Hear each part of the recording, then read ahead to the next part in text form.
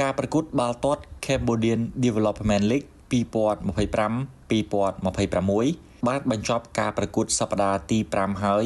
ដោយសរុបពិន្ទុជាបណ្ដោះអាសន្នក្លឹបបាល់ទាត់វិសាខានៅតែបន្តឈរនៅកំពូលតារាងដោយមាន13ពិន្ទុបើទោះបីជាក្រុមធំរបស់វិសាខាធ្វើមិនសូវបានល្អនៅលីកកំពូលកម្ពុជាយ៉ាងណាក្តីតែឈុតទី2របស់ពួកគេបានឈ្នះការប្រកួតជាបន្តបន្ទាប់នៅការប្រកួតលីកអភិវឌ្ឍន៍មួយនេះដោយ5ប្រកួតកន្លងទៅ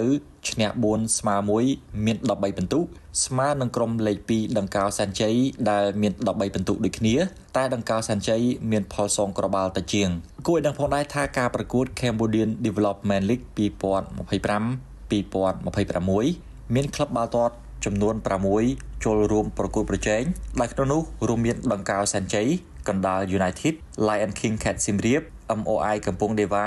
ភ្នំពេញ Ground និងវិសាខាចំពោះគោលបំណងនៃការប្រកួតពានរង្វាន់នេះគឺដើម្បីផ្ដល់ឱកាសដល់កីឡាករដែលមិនសូវទទួលបានឱកាសលេងនៅក្នុងការប្រកួត Cambodian Premier League និងកីឡាករដែលមានវ័យក្រោម22ឆ្នាំឲ្យពួកគេមានឱកាសបង្ហាញសមត្ថភាពនៅលើទីលានក៏ដូចជាអភិវឌ្ឍសមត្ថភាពរបស់មន្ត្រីដឹកនាំការប្រកួតដោយផ្ដល់ឱកាសច្រើនក្នុងការបំពេញភារកិច្ចនានា